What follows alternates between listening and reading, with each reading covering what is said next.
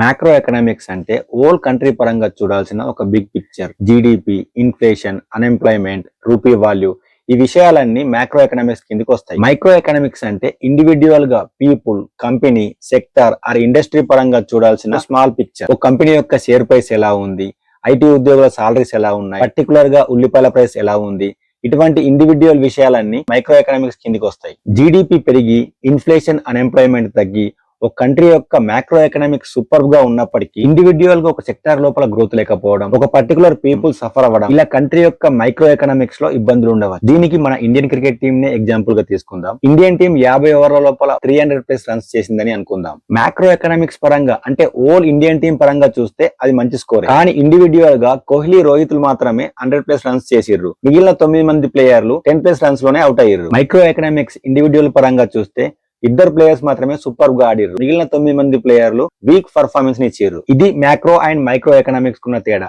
Jai Hind.